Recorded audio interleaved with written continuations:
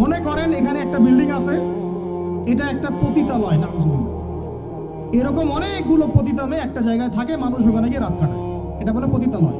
এখানে কেউ ম্যানেজার, এখানে কেউ আগিয়ে দেয় দালাল, এখানে কেউ দরজা দাঁড়িয়ে থাকে সিকিউরিটি গার্ড, এখানে কেউ মনে করেন রেজিস্টার নেয় লিখে। বুঝতে পারছেন? বুঝতে পারছেন? এরকম একটা সিস্টেম চলছে মনে করেন এখানে, আল্লাহ না করুক এখানে একটা কিছু আছে।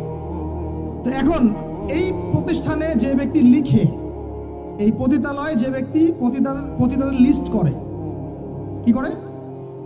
ওই ব্যক্তি দাওয়াত করলে আপনি দাওয়াত খাবেন কিনা বলেন, আমাকে বলেন। ওই ব্যক্তি আপনাকে খাবার দাওয়াত করেছে, আপনি খাবেন কিনা? ওখানকার ম্যানেজার, যে ওটা ম্যানেজার, পতিতালয় ম্যানেজার, যে সে ম্যানেজ করে কার পরে কে যাবে, কার পরে কে যাবে, কাস্টমার আসলে ডিল করে, আপনি ওই ম্যানেজারের বাসায় খাবেন কিনা বলেন?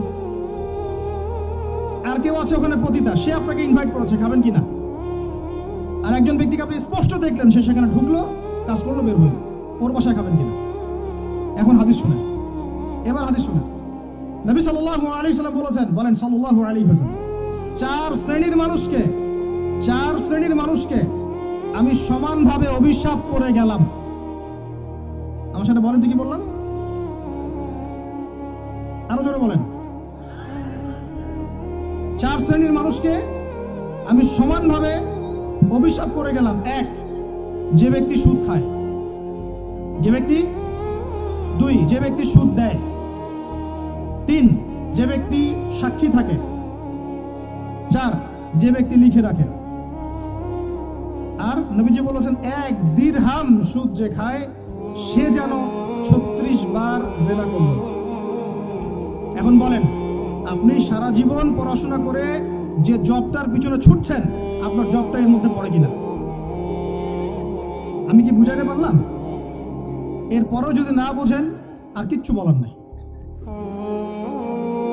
ছোট্ট একটা হালাল ব্যবসা করেন, ছোট্ট একটা হালাল কৃষিকাজ করেন, মাথার ঘাম পায়ে ফেলে খান, একটা বই লিখেন, বই লিখে হাদিয়া নেওয়া যায়, সমস্যা নাই। অথবা আপনি মাদ্রাসায় পড়ান, মাদ্রাসায় পড়িয়ে আপনি মাসিক অনারিয়া নিতে পারবেন, সমস্যা নাই। বা সরকারি কোনো জব করেন, সৎ থাকেন, দুর্নীতি করেন না, ঘুষ খায়েন না, যতটুকু সরকার দিচ্ছেন নিয়ে নেন, ব্যাস, ঠিক আছে, কোনো সমস্যা নাই। মালের যাকাত আদায় করেন, যার যার হক তাকে তাকে দেন, ইনশাল্লাহ কোনো প্রবলেম নাই। আল্লাহর দোহাই লাগে ভাই, সুদের কাছে যায় না। আল্লাহর দোহাই লাগে ভাই, কিসের কাছে যায় না? আমার সাথে বলেন, আমরা সুদ থেকে তওবা করতেছি। হে আল্লাহ, আমরা সুদ থেকে তওবা করছি। হে আল্লাহ, আমরা শিরক থেকে তওবা করছি। হে আল্লাহ, আমরা বেদাত থেকে তওবা করছি। আমরা হারাম খাওয়া থেকে তওবা করছি, জেনা থেকে তওবা করছি, আমরা ব্যভিচার থেকে তওবা করছি, বেনামাজি থেকে তওবা করছি, যাকাত না দেওয়া থেকে তওবা করছি, সমস্ত কবিরা গুনাহ থেকে তওবা করছি। অটল থাকতে পারবেন তো ইনশাআল্লাহ? যদি ওয়াজ এক কান দিয়ে ঢুকে আর এক কানে বের করে দেন, আমার এখানে আসাও মূল্যহীন, আপনার এখানে আসাও মূল্যহীন। এই আয়োজনের কোনো মূল্য থাকবে না। বরং কালকে আমাদের মাঠে, এই মাটিটা যেখানে বসে আছি আমরা এখন, এই আমার চেয়ারের নিচের মাটি, আপনার বসার স্থানের নিচের মাটি, আল্লাহর কাছে অভিযোগ পেশ করবে। এইখানে এই আলোচনা হয়েছিল, তারপরেও তারা সংশোধিত হয় নাই। আর আমার জন্য আরো বড় বিপদ, দোয়া করবেন যেন আমি এই বিপদ থেকে নিজেকে রক্ষা করতে পারি। যা বলেছি তার উপরে নিজেকে আমল করতে হবে। আল্লাহ পাক আমাকে তৌফিক দান করুন, আপনাদের সবাইকে তৌফিক দান করুন। মুসলিম পরিবারে জন্ম নিয়ে ভাই ইসলামের মর্মটা বোঝার চেষ্টা করি, আল্লাহ পাক তৌফিক দান করুন। কালিমা শিখবেন, তাওহীদ শিখবেন, সুন্নত শিখবেন, হালাল খাবেন, আল্লাহ পাক তৌফিক দান করুন। যুবক ভাইরা চরিত্র হেফাজত করার চেষ্টা করি, যুবক ভাইরা চরিত্র হেফাজত করার চেষ্টা করি। হালাল রিজিকের পিছনে ছুটি, হালাল রিজিক হয়ে গেলেই বুক ফুলিয়ে বিয়ে করে ফেলবেন। এবার হাসতে পারেন, অনেক ধমক দিছি।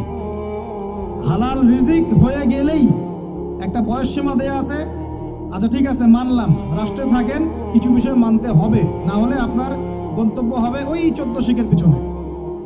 অতএব 14 শিখের পিছনে যাওয়ার চাইতে, আচ্ছা মেনে নিলাম 18-21 না 18-23, আমি জানি না কত, 18-21, আচ্ছা ঠিক আছে সমস্যা নাই, নেন, মানেন, তাও মানেন।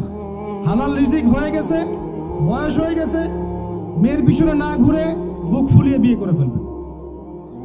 বিয়ের আগে পরিবারে বুঝাবেন, বুঝাতে বুঝাতে যদি কাজ না হয় তারপর বিদ্রোহ হবে ইনশাআল্লাহ। আর মনে রাখবেন, প্রত্যেক বিদ্রোহের পরেই সফলতা আসে। ঠিক আছে? এখন তো সুবহানাল্লাহ এমন যুগ, এক সময় ছেলেরা মেয়েদেরকে হায়ার করে নিয়ে যাইতো রাত কাটানোর জন্য। এই 10-15 বছর আগের কথা বলছি। ছেলেরা মেয়েদেরকে এক রাতের জন্য হায়ার করতো। এটা জানেন না আপনারা? এখন কোন যুগ জানেন? আমরা ঢাকা শহরেও থাকি। এখন এমন যুগ চলতেছে, একটা ছেলে রাত কাটার জন্য আরেকটা ছেলেকে হায়ার করে। আমি বলেছি না শুরুতে, আল্লাহর গজব জোর করে টেনে নিয়ে আসতেছে। মাঝে মাঝে একটু নড়তেছে না ভূমিকম্প, এগুলো কিচ্ছু না, একটা বড় কিছু হবে।